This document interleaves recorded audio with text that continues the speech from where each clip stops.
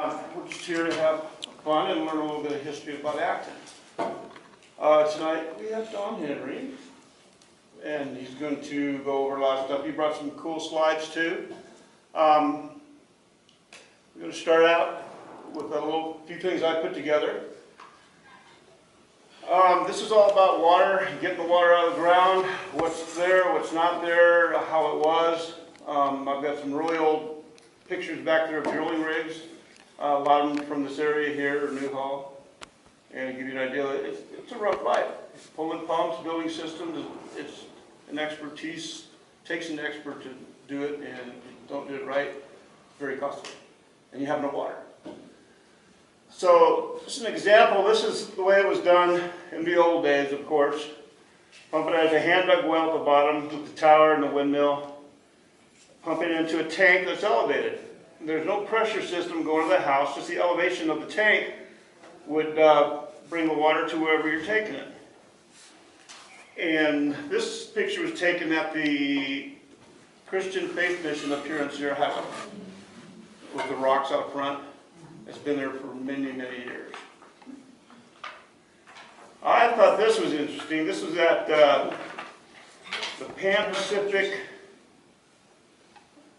It was a windmill, part of a World Fair. It was a windmill exhibition. And there were quite a few different models, obviously. But that's a pretty neat picture. Here's our family of the year. This is kind of an old picture. See this kid right here? That little baby's kid? That's Matt. That's him. All grown up. He was 3 weeks early, so thank goodness. This was 1984. Yep. Yeah. Wow. They were the family of the year in '84. Okay. And here they are today. That's all grown up. And then Pioneer family, 2011, you guys, your family was a Pioneer family, correct? That was Lori and I. Yeah, the other was my mom and dad and the whole family. There's a certificate. They came out good. It's quite an honor. There it is. I agree. There's your dad, Ray, on one of the systems they built.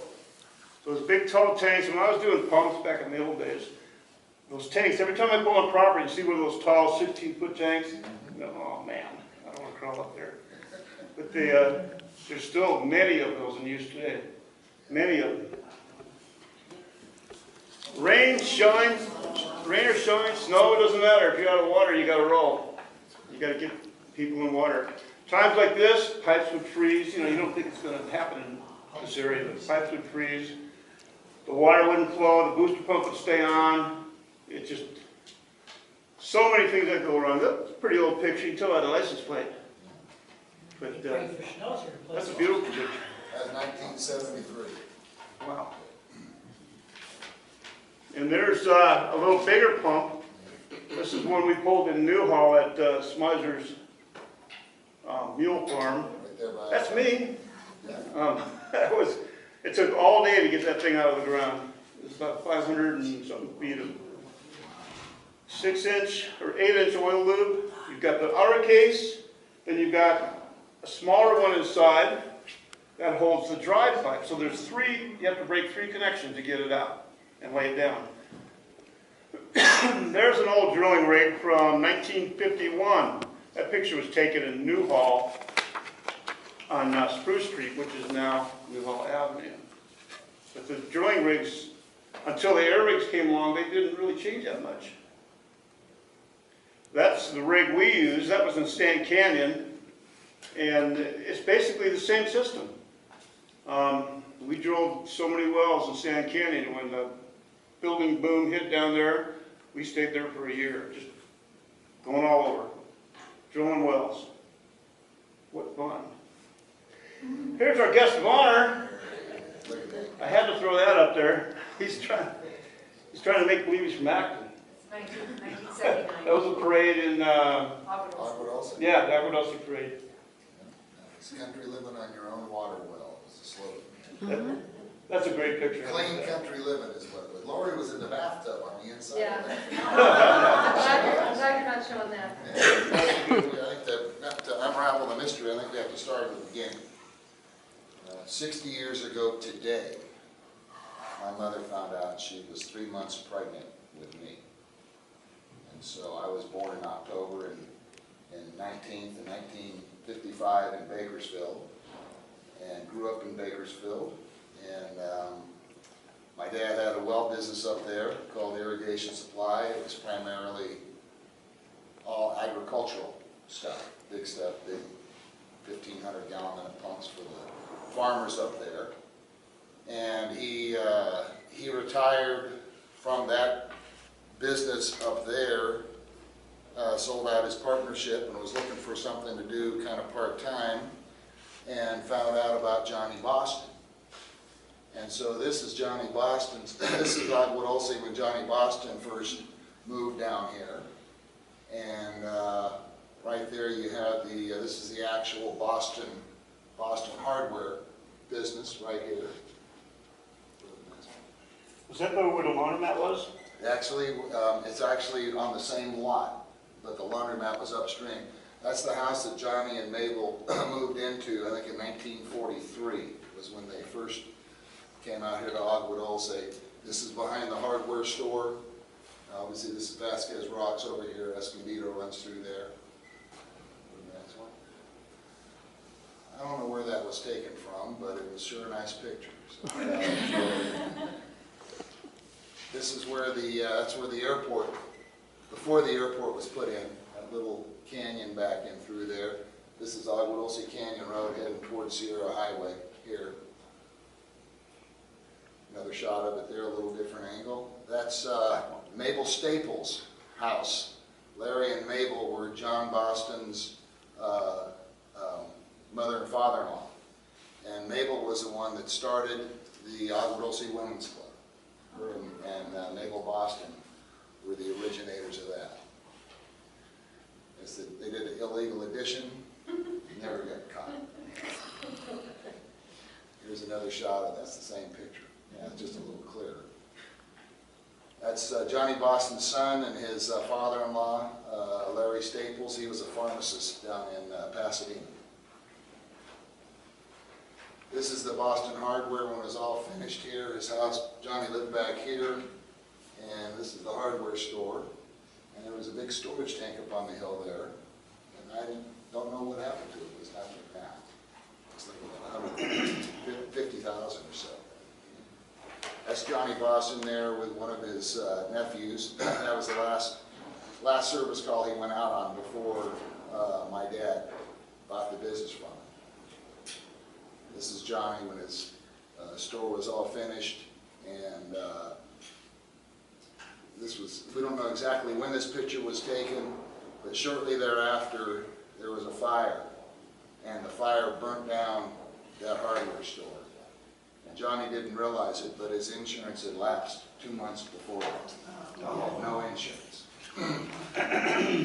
Here's La Chine Cafe. This is my dad in Bakersfield. About the same time Johnny moved to Agua Dulce, my dad started in the machine business up in Bakersfield, machining parts for the water well industry. He was kind of having fun on that day, I think. This was in 1955. They put him on that particular calendar in town for this Roundtree Photography Company. This is what the business looked like after the hardware store burned down across the street. Johnny owned the property where we're at now, and he built that building in 1971, and we bought it in 1973. So you can see right there it says Boston Henry. We didn't know what to call the business. We were going to call it Agua Dulce Pump or Henry Pump. Nobody knew us, but everybody knew Johnny Boston. He'd been there forever. Just a good old guy. And we said, well, Dad, you know what?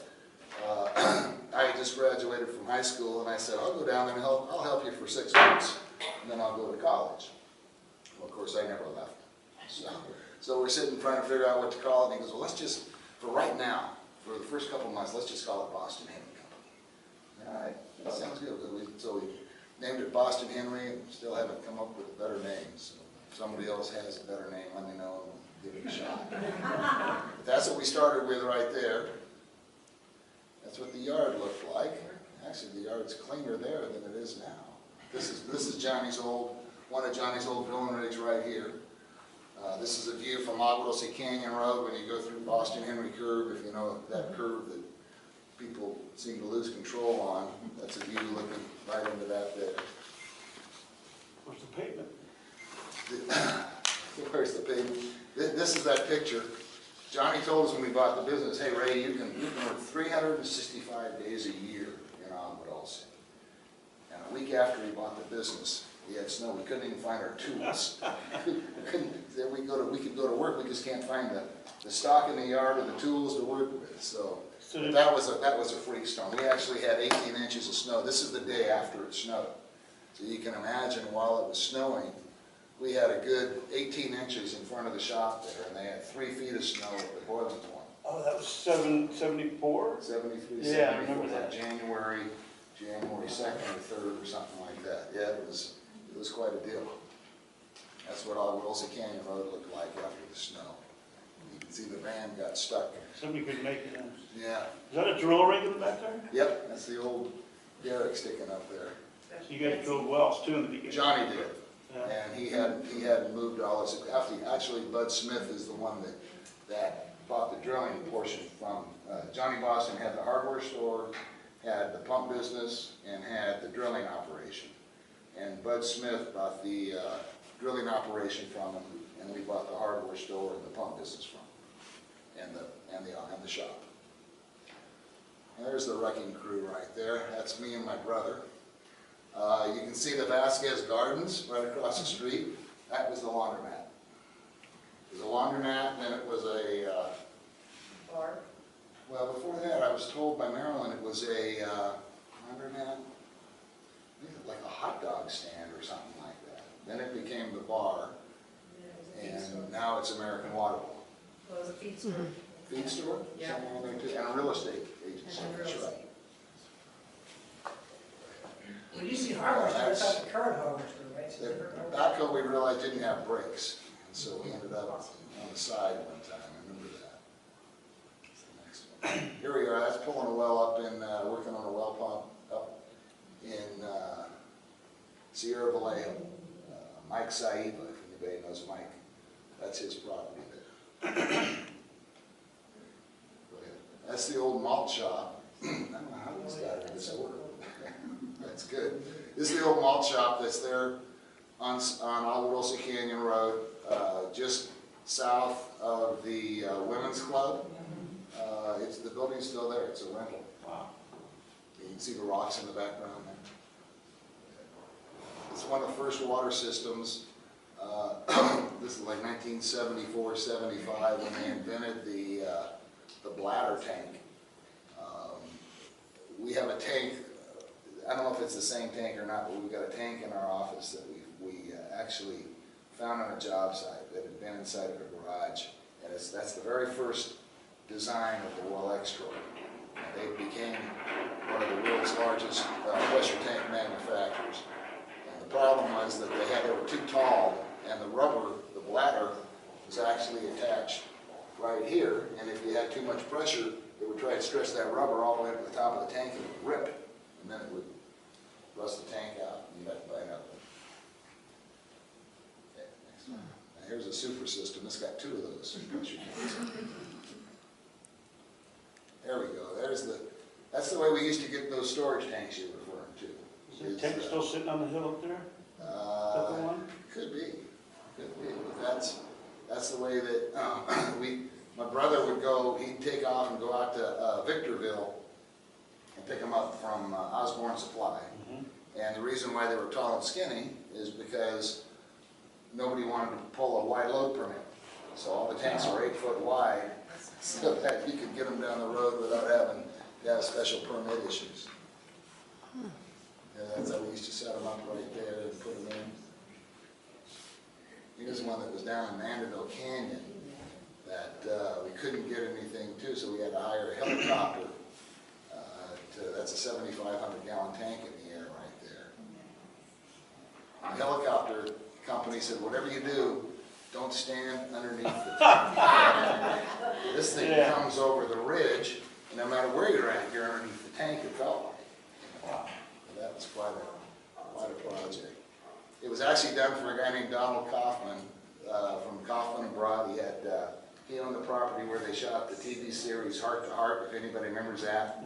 You go up Mandeville Canyon, everybody's on these little quarter-acre lots, and you get up to his property, he had 140 acres. And where he wanted that tank was way up on the highest point. And so with him, he didn't care what it cost. It was kind of a sport to him more than anything. He just wanted to have a tank up there. We kept trying to talk him out of it, but he would have none of it. That's what the early systems look like, the tall, skinny tanks. That tank's actually level, the rocks are crooked. There's another one. That one was on Sierra Highway, right at the boiling point. The funny story behind it, Bud Smith drilled this well 560 foot deep.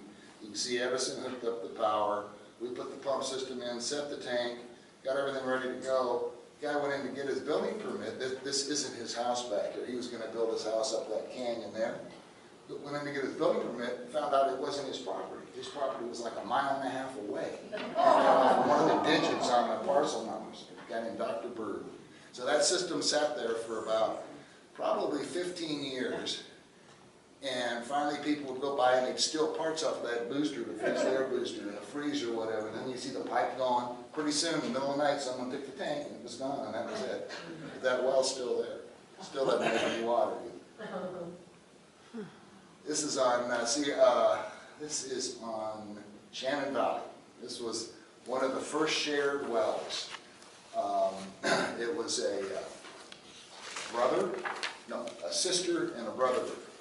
A brother and a sister-in-law brother and sister, which made brother-in-law and sister-in-law. Anyway, they were in-laws. They decided, hey, let's share the well. That'd be great, except for the well didn't make any water. The problem was, this guy's tank on that side, his fill line was just a little bit, couple inches higher than this fill line over here. And this tank would get water before they would. And this guy was growing a lawn, and they didn't have any water to flush their toilet. And so they started bickering back and forth. They both got divorced over sharing that water. That was like the main reason, because it was just a feud. So that's a shared well story. When he's drilling the well for Vasquez Rocks for the park. It made about 50 to 60 gallons per minute. That's what it looks like when it starts blowing out of the ground there. Put the pump system in. That's my dad doing the final touches and getting his picture taken. There's the rocks in the background. Here we go. This is down in, this is in the aquifer, the same aquifer that feeds all of the water hauling companies. Down in Santa Clarita where Dick Lang had CalMat operation. They drilled a well down there and they got that's 1,600 gallons a minute coming out of a 6-inch pipe right there. That's when we first kicked it on. That's after it ran for about 5 minutes. It cleared out. We ran it for about an hour. We turned it off and we had formed a lake downstream from there. This is the office when we did a major remodel. I think it was 88 or something like that. And he added on about twice the square footage. That's what it looked like. Oh, there's Dad waiting for the phone to ring. There's his ashtray sitting there, all primed up. That's me getting ready to make some real decisions. This is 91, I can tell by the calendar, so this is after we've been there for a while. Those stats, if any of you know the stats. That's an older house on agua dulce. I don't know exactly what it means, but it was a nice picture, so I thought I'd throw it in. Here we are in front of the store. This is after someone didn't make the curve. It was a year after we opened up the new facility, and we had these poles thinking, oh, we're going to stop the cars. That'll stop them. We went right between them toward building apart. It's happened about probably At least 25 times. Happened Yeah. last Saturday, 2 Saturdays ago, they ran into our container. Oh, this is over in Malibu. This is one of the first jobs we did over in Malibu. I talked Dad into doing the work so I could go up and take the picture. Up in Buechner, like a 600-foot well. This is one of the early package systems. We used to build them up and we prefab them in the shop there and take them out and install them for, that's about a 100-gallon a minute, 100-pound pressure system.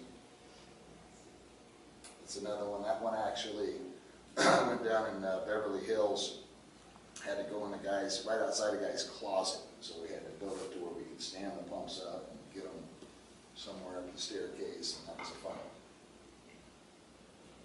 This is a fun one. This is a little package that went down there. This was in, I think it's Benedict Canyon is where this ended up going. The guy had the largest lot at the top of the hill, built a 48,000 square foot house. Now they built a house, they played basketball in the family room. Wow. That's what it looks like installed in his subterranean 64-car garage. The guy's name was Tito. He was the one that paid $20 million to go up to the International Space Station, had the Russians take him up with their vehicle to get up to the space station. That was it. Okay. Well, this is a big pump system that ended up going down into New Hall. This is the old ranch. I snuck in there. That's Justin putting the finishing touches on this thing. It's about a 16-inch elbow right there. That pump system was, each of these ended, there was 300 horsepower pumps. Each one put out 4,300 gallons a minute. Fill a water truck in a minute. There it is. He's strapping the leads on there. He's just kind of looking for the right time to take the picture. Here we go. Now we got a shot of everybody. That's kind of what when people have water, that's the kind of pumps they use to move it around. That actually takes the water out of Castaic Lake Water Agency and pumps it into Valencia. And there's 3 of those, and they're all going at the same time. It's a lot of water. Well, this was down at BFI, the landfill down in Sylmar, right when you drop down the grade. They had to do dust control, and so if they didn't do dust control, they were going to lose their permit. So they had us put in a mega pump system. They had a real small pipe going up the hill, so they had to put all these boosters, 6 10-horsepower boosters, to build up enough pressure to get it up the hill. There they are. We're down there working in the rain. I remember that day. Oh yeah, they're starting to line up now. This is up at the top of the hill. This is where it was pumping the water to. And then you can see in the next one, here we go. That's the 14th freeway coming down. And they had to plant trees on all those benches. If you look, when you're heading down the freeway, if you look up on the right side, you'll see these giant benches. And they had to plant trees and other items to keep, for the erosion purposes and to kind of green up that slope. And what they found out was that the trees grew for about 6 months, and then they all died when they dug them up. The roots had grown down into the landfill, and it's like 500 degrees down there. And they pulled out the trees, and all the roots were singed. So they ended up doing some other form of sealing. That's another shot of agua also. There it is going the other direction. Back to that direction. There's that's Andy Clark. I don't know if anybody grew up here a long time ago, but the Clark family was real instrumental in a lot of projects and all the dulce. His dad was one of the head engineers on the 14th freeway. That's all the risers we had to put together to make those sprinkler heads work. There's the mastermind of the whole project. That's Justin, like 7 years old, breaking them in. There's a tire. There's a good story behind this tire. Okay. I'll end with this story. Justin was about 17 years old, and I had a service call over in Castaic, and I thought, this would be a good one to break him in on. So I sent him over to Castaic, a little Toyota pickup truck. And he comes back in the yard about 4 hours later, and something just smells funny. I mean, it's like, man, what is that? It smells like burnt rubber. We'll go to the next one. So he said, yeah, he goes, I was smelling that. I don't know what it is, Dad. So we go out there, we walk around the truck, and the tread off of this tire is gone, and half of the steel's gone. And I said, Justin, I go, did you run into something, or do you remember hitting anything? And he goes, well, no, when I was on I-5 by Magic Mountain, all of a sudden, I didn't see anything in the road, but the truck kind of jumped a little bit, and everybody behind me started swerving. And I said, well, that's when that cap came on. And you kept driving? He goes, yeah, I didn't feel anything. We went from Magic Mountain all the way to Agua Dulce on one tire. With nothing on there. And that was it. So that's the Bridgestone. If you want to buy a good tire, buy a Bridgestone. I think that's it.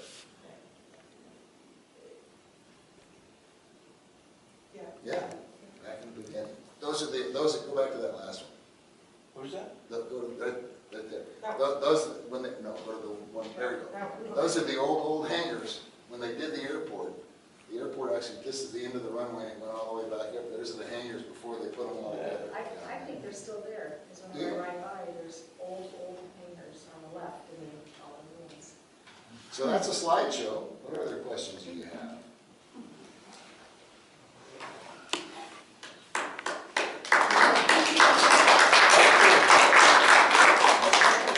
You got some really good pictures there. When Buddy Smith, before he had that air rig, remember the rig he had? Yeah. Old cable tool? Yeah. When I first started drilling wells, it was early 70s, like 72, 73, for Bill Thompson. And Buddy Smith had that, it's a cable tool, just it doesn't drill, it just goes, it's like a big jackhammer. Boom, boom, boom. Yeah. He used to get in trouble all the time. When you come in there and, I need some help, I'm stuck, and this and that. We'd go out there and help him and get him going. And he didn't have enough money to buy bags of drilling mud. And Bill would give him some. And that was, he was just getting going then. But he turned out to be quite the driller around here. He did. He drilled many wells with his air rig. And yeah. He had more work than he could do. I mean, he had rigs. He had one time he had 3 rigs, 2 of them locally and 1 over in Malibu. Just all backed. He was backed up for 6 or 8 months. And that was back, you know, in 75, 76, when the land boom kind of hit. Yeah. When we moved down to Agua Dulce, you know, there really wasn't a whole lot of activity. And then all of a sudden, property started getting real value. And property that was selling for originally for 500 an acre went to 1,500 an acre, and then it was 2,500 an acre. And people were selling and moving out of town because they could, you know, quadruple their money. And that's when a lot of people started moving out. And back then it was very easy. You could get a building permit in 3 months, you know, and build your dream house and it was be in by Christmas. pretty hard to miss drilling. Bill would ask people where they wanted the well. And he said, whatever you think, he'd go pick up a rock, throw it over his shoulder, wherever it landed, right there. And we never drilled a dry well. Yeah. Sand Canyon? Sand Canyon, up and down Sierra Highway, all over. Yeah. And that's the same, you know, Bill's method was the mud rotary. Yeah. And Buddy was either the cable tool or the hard rock rig. And pretty much, yeah. We're talking about water. Has anybody heard about the artesian wells off of Hubbard Road? On the top of the hill off of Hubbard Road, there's a couple of artesian wells. Well, did they flow out of the top artesian, or did they just fill up inside of the case? I No, don't they're recall. coming out. It was actually flowing out of the It was in the newspaper top. that time. Yeah, I remember there was one up there that Bud drilled, it had to be back in 76, 77, and it actually made about 100 gallons a minute. It was only like 180 foot deep, made 100 gallons a minute. And the people put a 2-gallon jack pump in there. Yeah. You know, they were thinking they're gonna buy a big pump. And Where was that? That was at the top of, on Hubbard Road. Okay. Right when you pass whatever, that Merritt Hill or whatever it is, and you go up the hill, top of the hill on the On the right-hand right, side. yeah. Second rig was a one-man Mayhew. I ran it by myself. And way up Haskell Canyon, there's supposed to be a Girl Scout camp going in. And I went up there and drilled a well. And I couldn't control the mud. It was making so much water, and it ended up being an artesian well. They had to cap it off, and hopefully it settled down. But it was just flooding the whole canyon. There's so much water coming out of that well. It's unbelievable. Yeah, well, and it's on way- Dulce way Canyon wide. Road, there used to be, you know, quite a few artesian wells. Big springs. Yeah, when Lori and I first got married, we lived right below where Dick Lang's house is, down in the bottom of the canyon, and upstream from us, there was a guy named Dick Vermer, and he had a 70-foot well that flowed about 50 gallons a minute, 24 hours a day, every day. It ended up being a mess. We had to control it behind our house because in the summertime, mosquitoes, you know, it's just always wet. So we put a pipe and tried to control it in, and it actually flowed for about probably 20 years. And then, you know, that was the same time we used to have quite a few springs coming out of the hillside on the way down to the freeway. Yeah. You don't see those much anymore. No, you don't. So definitely, yes. How do you know where to drill? Well, you either throw the rock, or you get there's locating companies, there's some people come out with like a sonar detector gizmo, and they do like a survey, or there's still people that still do the dowsing or the witching, you know, with the rods, and quite frankly, the dowser or the witchers are probably the most accurate. And when we drilled our well, we used Batson, but he came out and he used the rods, Yeah? nailed it, you know, we said, all right, but he's telling me, someone else come out and used the twigs, we tell them where it was, they hit the same spot. Is that right?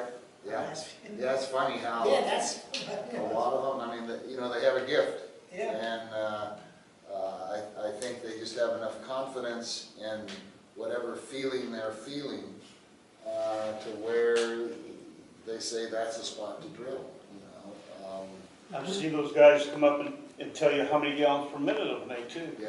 And it might be pretty close. When my dad was up in Bakersfield, there was a company called Boise Cascade that was trying to develop Tehachapi with, I think it was called Bear Valley Springs and Stallion Meadows or something like that. And they couldn't find water. They had spent $50,000 with engineers and $200,000 on dry wells. The best well they had was 17 gallons a minute.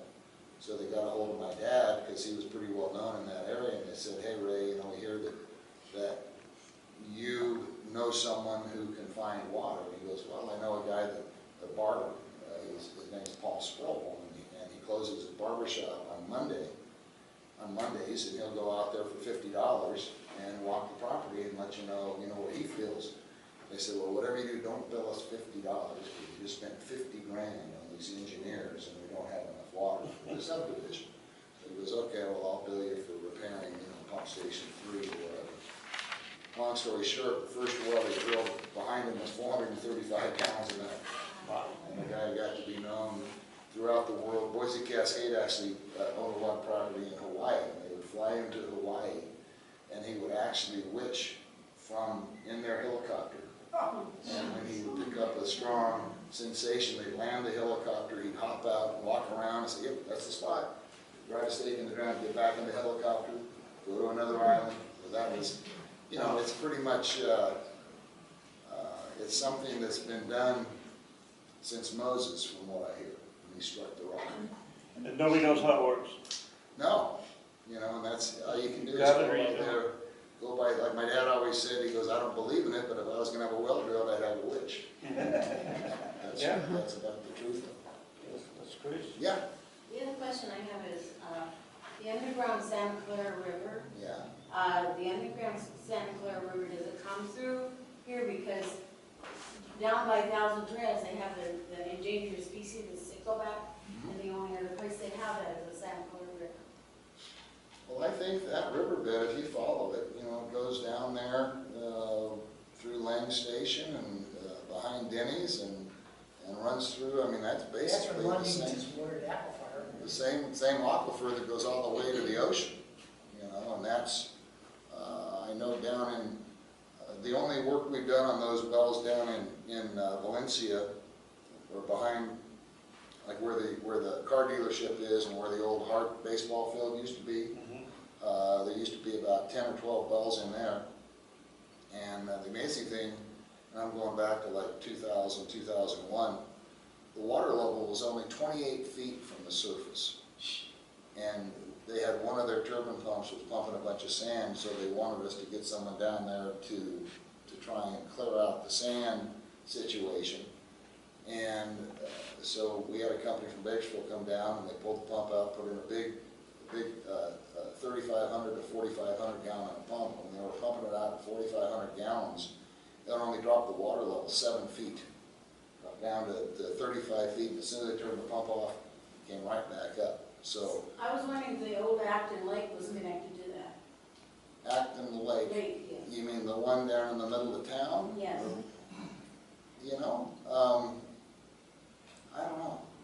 But I know that lake, you know, it goes artesian, you know, that's. Yeah, every time we get a big heavy Big rain, heavy rain, we haven't seen that water in a level while. comes up. And right there at Country Way, where Acton Water is, that well there, it was certified as spring water because it was bubbling out of the ground. Yeah. But in the well itself, we were setting it up years ago. And the water level was 12 feet. We put a 1,400 gallon a minute pump in it. Everything was stainless steel because it was going to be, the guy that was building it said just pour his water, he's going to build a track or something. Had nothing to do with sparklets. But the guy, when he set the pump, the guy that was there watching it and spraying it with disinfectant had a sparklet emblem on his shirt. But anyway, we pumped that thing and the water level didn't drop at all. It was making 1,500 gallons a minute, and the state certified it at that. Wow. Well, down by the There's a Alamo lot of place water down there, Mitchell had a house there. Charlie? Drywall. He was always putting dirt on it, the water kept coming up in his yard. You know what I'm saying? Well, that's Sleepy Valley. Yeah. And there's all kinds of springs. Oh, yeah. It's called Spring Street. You know, they used to have little spring boxes in their front yard. And they just dig a little, you know, they go down 2 feet and put these 2x6s down, make a box out of it, and put a suction hose in there and pull it into a little booster pump, and that's what they use to water their lawns. And the water used to be abundant coming through there. Yeah. And that's just, you know, that's what we've seen gradually diminish, you know, through the years. But that whole area used to have water. You dig in post holes for your fence, you get water. Well, down by the school here, they had those new houses, they put in lakes, they had so much water. Yeah. Because they couldn't live. I've had people tell me that when they were younger, that down near Thousand Trails, where the water went through, they had built like a little box that they kept their food cold in, and the water was continually running through, keeping the butter and all the cooked vegetables and things like that cold. And that's what they have to go and get it from the house. You know, that's funny, because about 15 years ago, I think, when did we do Shambhala for the elephant? What was that, 2002? When they were shooting that movie Roar there years and years and years ago, they had a flood that came through there, and it filled on top of a lot of that area 15, 20, 25 foot of debris. And they spent 10 years trying to clear the debris out of that canyon. Finally, one day they ran into this well, they ran into the casing. And We drilled one there in the early 70s, Thompson did. and so they found the well. Of course, it was all silted up. And Chris, the head down there, he went down and got a shop vac, and he started vacuuming, break up what the silt was, and he suck it out with a shop vac. Well, he got down as far as he could and started getting moist, so he had us come over.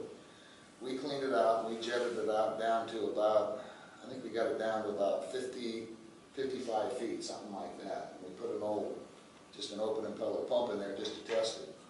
and we were pumping it out at about 275 gallons a minute. It was the middle of summer, 108 degrees, and I looked at the pipe. We had a 4-inch pipe, and the pipe was sweaty. And I thought, what's going on? Well, the water temperature was 53 degrees, and that's the same. There's a vein of that cold water that goes through Acton, and I've been told stories like that where you could actually, Can somebody I will add cave. something to that? What's that? At that time of the flood, they filmed Atari down there, so they had, and the flood went all the way across that road, so they had to get those animals out of there. Yeah. And they took as many as they could to the LA Zoo, and the ones that they couldn't take, some of the little ones, they just turned it out into wild, and somebody, like, you'd have an opossum or something like that at your house, because that's where it came from. Is that right? Yeah. Yeah, well, that's it's quite a history there. Well, But that- there Thousand is- Hills got 2 wells, they're less than 100 feet either one of them. And they're in a station fire, the fire department landed the helicopter and sucked the water into their wells to fight the fire. Is that right? You know, But as a rule, what we see is that the water in Acton is about 73 degrees, and the water in agua dulce is about 72 degrees, and 71 degrees in Sand Canyon, and when we get over to Malibu, it's like 69 degrees. And that's, you know, day or night, summertime, wintertime, doesn't make a difference on average, except for this cold water that does come through there. And I've always thought the only place, you know, I've heard of hot springs that makes water, you know, hot from geothermal activity. What except for snow can make water cold? So I've always thought there must be some connection, you know, from the melted snow that goes through some crevice that surfaces down here that makes that water that cold. Yeah, and if anybody tells you they know what it is, they don't. You can't see down there. No. So many people, oh yeah, I got a big aquifer under my house for pumping 100 gallons a minute. But why do they have a ladder leaning against the tank and a water company sticker on there? You know, it's just, it's, you can't see down there. Nobody knows for sure. You can test pump it, and that can tell you something. Well, and a lot of But, wells start out making a certain amount of gallons per Yeah. minute, and, you know, if you're not using the maximum capacity of the well, it's gonna fill your tank up and it's gonna turn off, and it's gonna rust and recover. And quite frankly, most people don't find out what their well actually produces until they sell their house, and the buyer wants to have a well tested. And Yeah. we're the bearers of bad news. You know, the driller told them they have 30 gallons a minute. They go out there and test it, it makes a half a gallon a minute. a lot of They them- go, no, it doesn't, it makes 30. I said, well, it makes 30 for about 10 minutes. You know, and that's just, that's the way it is out here. That can be I a deal just tell breaker. people want to move out here, you know, if you want to move out here, wells are part of the program. And there's no guarantee, there's no way to foresee, we don't have a crystal ball that tells us, you know, how long the water's gonna be there, or what's gonna happen. So here, this is a brand new well that we kicked on, and this is what the water looked that first came out of the well. And after about 10 minutes, that's what it looked like, and these are like in 10-minute increments, and so you end up after about an hour and a half, that's the quality, that's how fast it clears up to where then you can go ahead and kick it in the tank. What else do we have? Oh, this is the newer systems. The other pictures were kind of the older ones. The newer systems, they're getting more advanced with technology to where they have these electronic controllers instead of all the mechanical stuff. And it's kind of good. It gives you a whole lot more safety and protection on the equipment. If you ever, go back to that other one. Okay. If you have a well on your property and you go out there and you see a fitting that's like on a tire right here with a gauge connected to it, chances are we're the ones that installed it, and the reason why that's there is my dad was emphatic starting back in 1973 that every well had what he called a static level indicator. And we all laughed at him. Said, well, How does that work? I got one, how's it work? that's what I'm going to tell you. Okay. Works good. It's real simple. You just hook a little bicycle pump up to here like you're pumping up a bicycle tire. You give it about 10 pumps, and you watch that needle on the gauge, and that gauge will get up to a point where it doesn't go up any higher.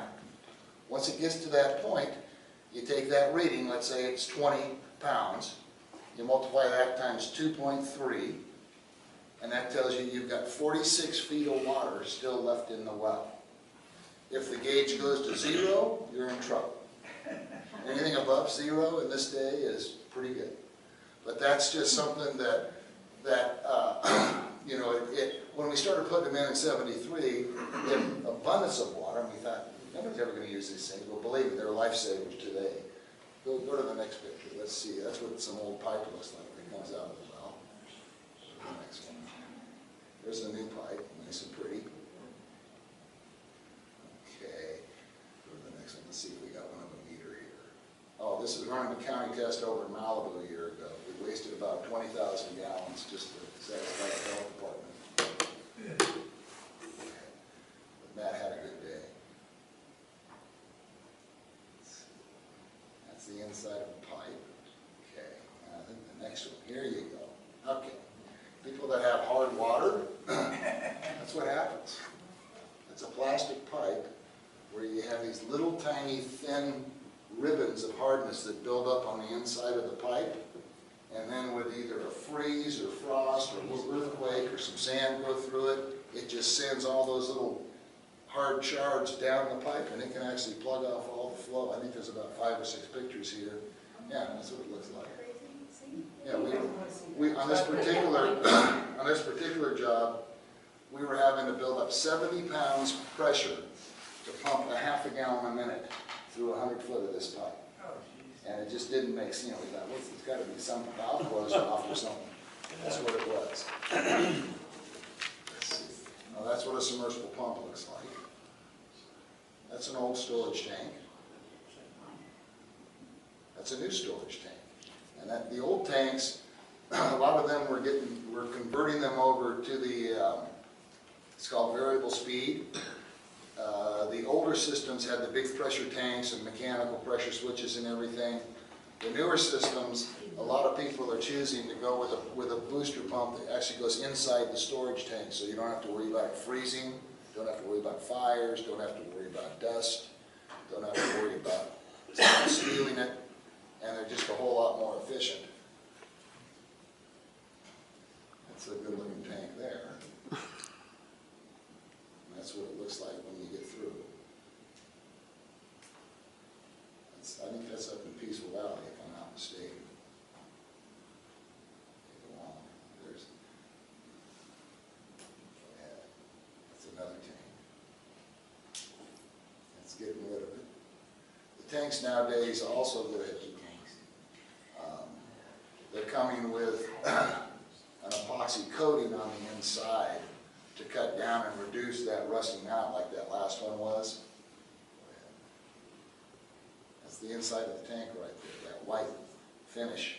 It just makes it to where the water doesn't touch the metal anymore. Okay, so we've been putting these meters on wells for about the last 12 to 15 years, just so that the customer can keep track of how their well's doing. Okay? It got to a point where people were wondering how their well was doing, and they call us, we have to go out there, tear the pipes apart, hook up a temporary meter, waste the water on the ground, put their piping back together, say, yeah, the well's doing 5 gallons a minute.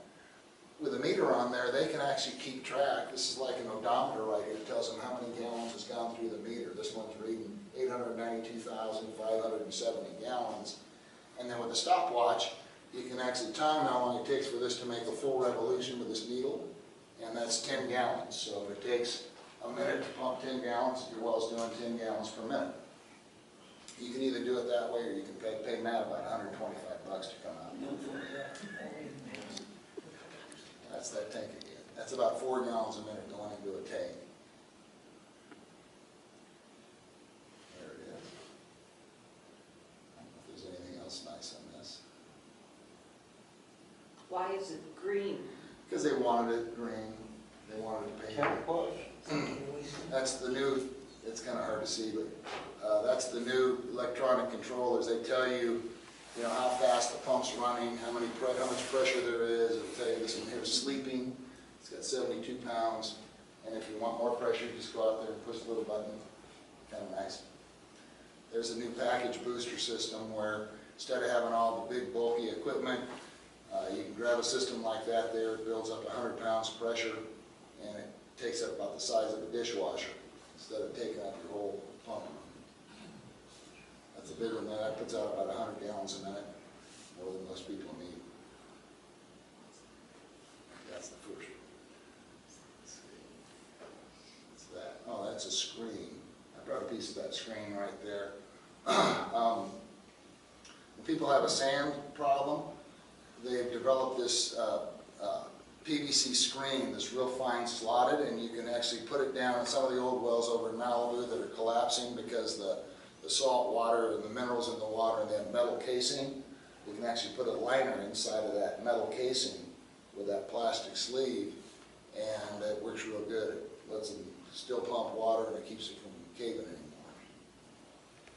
That's a better look. Okay, this one's running at 42 hertz at 76 pounds. It tells you what the amperage is. Nice thing about this here is that if something goes haywire, it'll tell you what the problem was, why it quit. You know, either dry run or low voltage, or you didn't pay your bill. Yeah.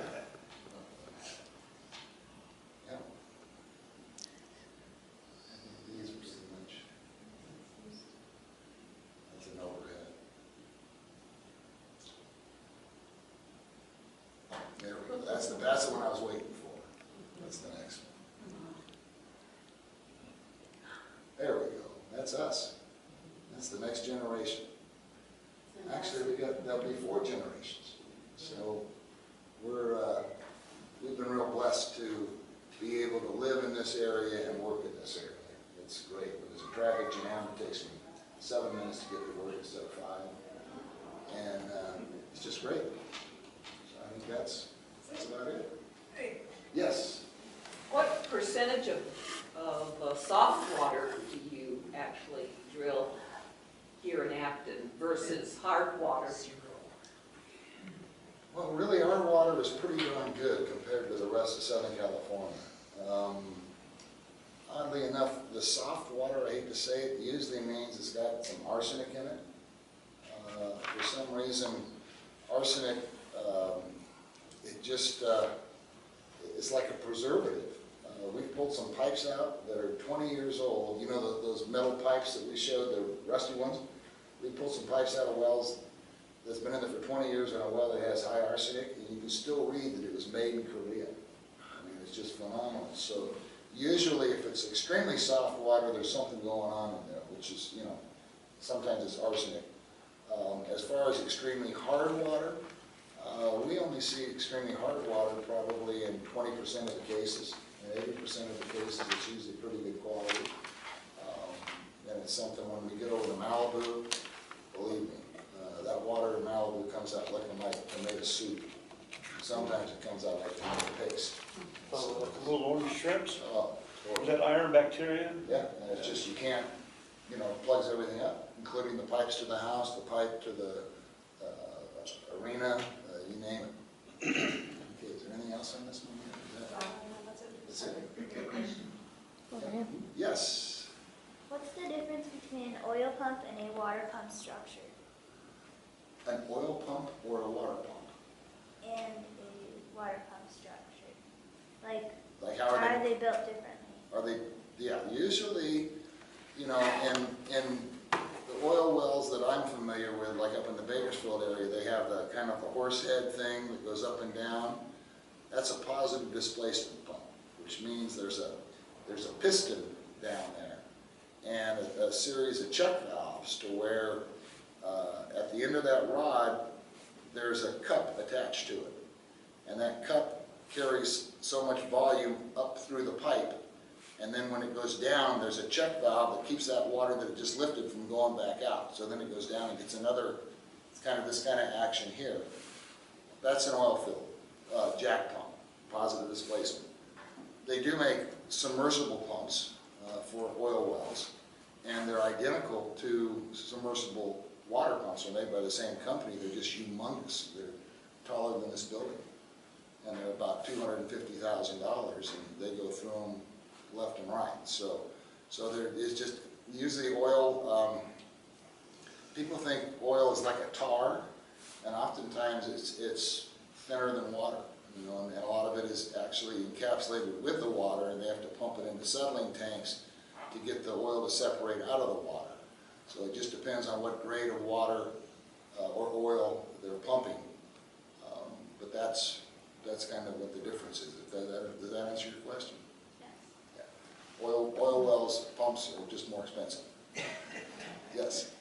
I've heard a lot of people saying that their wells going dry, that the water table is lowering, that it's not as good as it was. They're saying that we have not got enough water for the projected building that's about to happen or may happen. And there's some fear for the future of water in Acton, Agua Dulce. That's a lot of stuff. Can you address some of it? Well, I think definitely not just Agua Dulce and Acton, all of Southern California. I mean, and up until this year, we hadn't checked a well that was making more water than it was 3 years ago. This year, oddly enough, out of about 14 well tests, 5 of them have actually showed that the wells are making more water than they did last year. So that to me is encouraging. It's encouraging from the standpoint that I've got to believe that's happening because of that little bit of rainfall we got. I think we got about 5 inches of rain here. I don't know how many people recorded how much, but I think it was somewhere around 5 inches.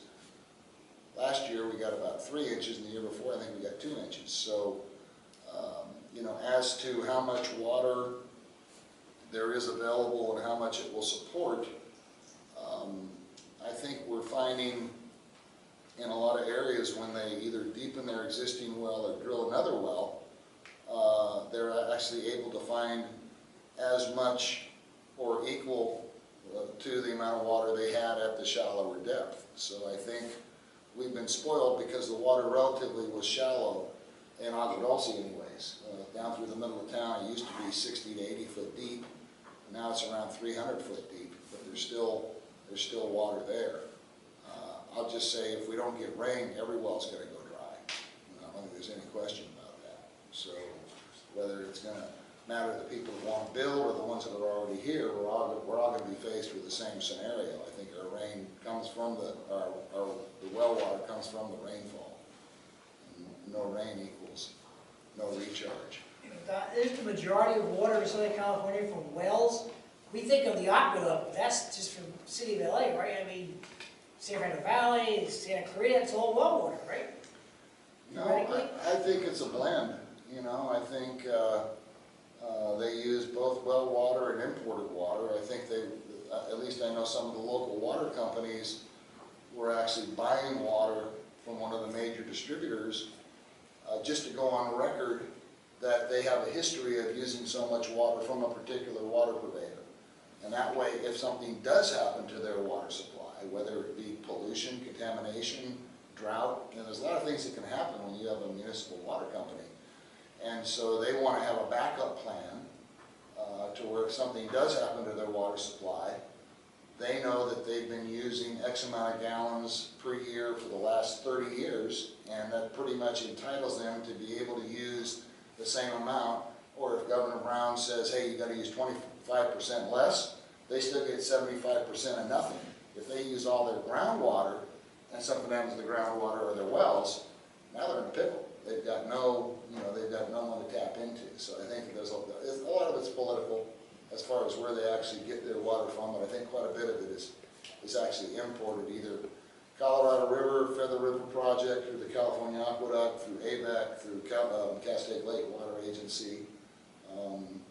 AVAC came to one of our town council meetings about 6 months ago, said they have an abundance of water, and in fact they're banking their water in North Lancaster, where they actually are pumping it into the ground to build up underground water bank reservoirs so that if this drought continues and gets worse, they've got storage underground. They lose a certain percentage of it, but I believe they probably maintain about 90%. And so they're pumping millions of gallons underground to store it for when those times come. If they need it, they've got a backup there too. Yes? Because of what we're going through now, it's very difficult for people to envision what it was like in the city 100 years ago. Because the Angeles Forest had lots of trees, and we had lots of trees. One of the biggest producers of honey in the state we were. And one of the things that I'm going to tell you may be true or not true. Out of the Angeles Forest, they caught a big grizzly bear. And they brought it down and put it at Vincent Hill in a compound. They built a compound just to hold it because it was so big and so fierce. They had no zoo. Can you all hear me? Yeah. Yeah, they had no zoo in Los Angeles, so they had to take it to San Francisco. When they were looking for a bear to paint for the flag, they picked that bear.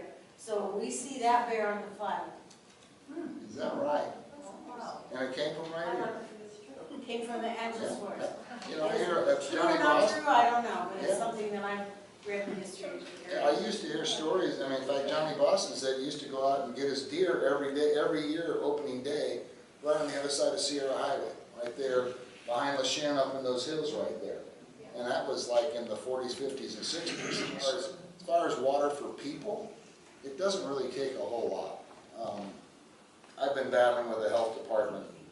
You saw the picture there with the water wasted, that when we do these 24-hour flow tests. And they want us to prove a minimum of 3,000 gallons per day for a family of 4 to survive. What? Ridiculous. So we've been battling back and forth, and quite frankly, in my mind, I feel comfortable with a half a gallon a minute, which is 750 gallons per day. They're only comfortable with 2 gallons a minute, which is 3,000 gallons per day. So there's a big gap right there. And we're in hopes right now that possibly with this drought situation, we can get the health department to open their eyes to what's really needed, what's really necessary. I got a hold of the 3 cruise companies, Carnival, Princess, and Royal Caribbean, and talked to their engineers on how much do they, because they make their water, they know exactly how much each person uses. And it was between 53 and 64 gallons per person per day. And you know as well as I do, if you've been on a cruise, that toilet gets flushed more on that cruise, and you take more showers and use more water on a cruise than you would at home. So if you're talking, say, 50 to 60 gallons per person per day, family of 4, it's 240 gallons per day. That's about, 15% of a gallon per minute, 0.15. So, it's something where I think, let's face it, this drought situation is hitting everybody. And I think we're really going to be fortunate that we have our wells, because there's no guarantee that Newhall and San Fernando and all these other places aren't going to run out of water. They may run out of water. If there's an earthquake that breaks some of their main lines, they're almost for certain going to run out of water, especially with the reservoir so low. So, even if your well makes a half a gallon a minute or a quarter of a gallon a minute, you're probably going to end up being a whole lot better than someone who lives off of city water, I believe. That's my opinion. Didn't you say the state and fishing game control the wells now, some crazy thing you talking about? That's who, for now, that's who Jerry Brown put in place to administrate the new water laws.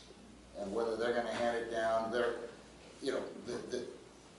ones I've talked to say they're hoping that they're just going to pass it through to the local agencies, which means LA County Health Department and Kern County Health Department. They'll be handling it. Right now, it's actually through, I think it's Wildlife and Fish and Game is what the agency's called. So, we'll see what they come up with. It's not going to be simpler, I'll put it that way. There are people in town that are on the county water that don't, I've spoken to several people, they don't realize it's actually well water. ABEC, District 37's got several wells down here in town, and from what I understand, if they don't keep up, ABEC sends water, they got a pipeline coming over the hill by the RV place and supplements it. But it's all well water. Yeah. Everything in Acton here, unless it gets supplemented.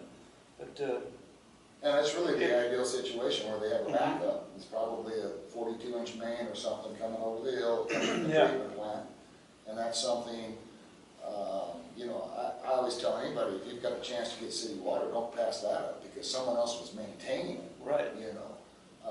But, you know, there's, in most situations, there's nothing cheaper than well water.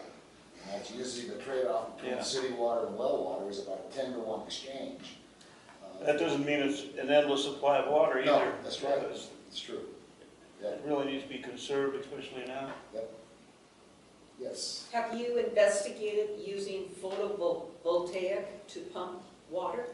That's starting to come on strong. Right now, it's still behind. It's about 5 times the price of normal electric pumps. But there's several manufacturers that have really done a lot of research and development on that particular technology. Excuse me, what was the question? I didn't hear the question, sorry. What was that? I didn't hear the question. Photovoltaic, solar, sun power. And we just put one in today, as a matter of fact, Cagle Canyon. Unfortunately, the well doesn't make enough for the guy to be able to build his house, but it was a good-looking pump. But that's something, there's a company called Grundfos that makes little hot water circulator pumps. It's a company from Denmark, and they came to the United States about 30 years ago. And basically, they manufactured one product back then, this little hot water circulator pump. And now they're one of the largest manufacturers in the world. And as I understand it, they have to spend 7% of their profits on new product research and development every year. Well, now they're a multi-billion-dollar company. So that is first and foremost in their particular game plan to keep searching what's the next thing in the future, what's the best way to pump, and what, all these different things. So I think you get enough players in it, and you're going to see the price come down to where it gets to where it's really reasonable. You got to realize they only pump water when the sun's out, so that's one concern. But oddly enough, in the summertime, that's when you use the most of water, most of your water. So it really does make sense. If they get the price down, I think it's going to be a no-brainer. Yes. Yeah, what's the maximum depth on those solar car pumps? About 700 feet. Yeah. The prices? Price is way up there. There's no I big have one. looked at some online, but they only go to shallow pumps. Yeah, well, and that, their big market is if your well's 40 foot or shallower. That's great, because they'll pump 20 gallons a minute, you got one little panel, great. But you start getting deeper and the wire size goes up, Yeah. everything goes up. Around 400 feet. Yeah. Well, that's, Pretty expensive. yeah, it's still gonna be at least 3 times the price. Because see, and here again, that's figuring if you buy all the controls and all the panels from them. Obviously, they're getting a markup on that particular product because it's got their little sticker on it. Yeah. But likewise, it's going to work because it's got their sticker on it. So it's just, that technology just hasn't gotten fine-tuned enough to where it's really the thing to sell. Right now, the variable speed design idea, there's about 6 different manufacturers. You saw the controller, that's the variable speed. There was just one of those 15 years ago. And they've always been available for the last 25 years. The problem is, for the residential pump, they were the size of this table and cost $40,000. And it took a computer programmer to get the thing to work and keep working. Now they come in a little tiny box. And you just plug it in, and because there's enough competition between the big manufacturers, and Franklin Electric is the biggest motor manufacturer in the world. Gould's Pumps is one of the biggest pump manufacturers. Grundfos is one of the biggest multi-pump manufacturers. So you've got these big players that are trying to develop the item that is foolproof and affordable. And we've been real fortunate because if we have a problem, we call them. Man, within 3 weeks, they've got it down now to where if something has to be adjusted, they send us an email with a new code. We download it onto an SD card that we put in a camera. We take it out to the site. We plug it in. We push enter. Update. Push update, and it goes boom. And it's like a whole new control. And so that's the technology is definitely helped the water industry immensely. Personally, the way it's helped us is since 2000, we've been taking digital photographs of every one of our systems. We've got close to 100,000 photographs of systems that we put in for our customers. So years ago, when a customer would call, they have a problem, I'd have to find their file, see what notes the guys made, see what was going on. Now I just hit the computer and I see I'm looking at the same thing they're looking at. And I can tell them, you know, this is what it looks like, or do this here. I had a gal about 6 years ago in Malibu. She was frantic. She had no water and she had some big meetings she had to go to. And I said, well, do you want to go out there and see if we can solve this? And she said, I'm willing to do anything. So I got her to go out there with her cell phone, and I'm talking to her. And I'm saying, sounds like there's a broken pipe somewhere. She goes, really? I go ahead and close off that blue-handled valve and see if the pressure comes up. And she goes, how do you know that there's a blue-handled valve here? And I go, we have this special satellite service, and I'm watching it. And she said, I'm out here in my night clothes. What are you doing? But it was great, because I was able to walk her through a fix in about 15 to 20 minutes. And Lori knows that sometimes I spend an hour with these people, but 15 to 20 minutes, she was good to go. She had a broken pipe. She needed a plumber. She didn't need a pump guy. And it saved me from having to send someone 100 miles away and ruin half a day. And so she's got water. You know, we know what's going on with our system. So the technology has really benefited us and the consumer. So it's good. It's all good. Yeah, without that water, I mean, it's the heartbeat of the house. It's got to be. It's tough to live without it, that's for sure. Yeah. Anything else? All right. You want to, you've got the survival, what is it again? Thing coming up about the water saving and all that? You want to tell everybody about the meeting you're... Oh, the symposium thing next month? Yeah. That's through the coalition. What? Disaster planning is what I call it. Okay. It's called resiliency. Thanks, Lillian. There's going to be a water symposium with a couple of us that are going to be talking next month, and basically talk about conservation. We'll have a better handle at that point what's going on with the local wells. There's also a lot of new emergency kits that have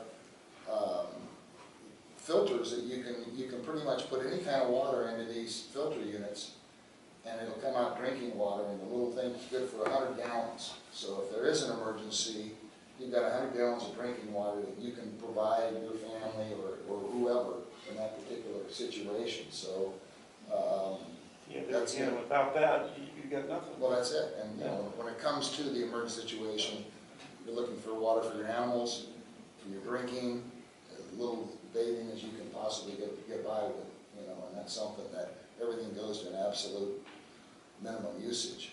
It's going to be in a month or so? Yeah, it'll be I think May 25th, if I'm not mistaken. You can read about it in the Country Journal. Well, but they haven't told me yet. There isn't an official rollout date, but I've been told it was going to be May 25th, I believe. And we're, It's going to be here. at the library, somebody's covering this.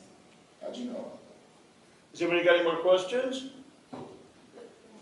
Maybe we can wrap this up and dig into the snacks back there. I want to All right. thank you, you. Don. All right.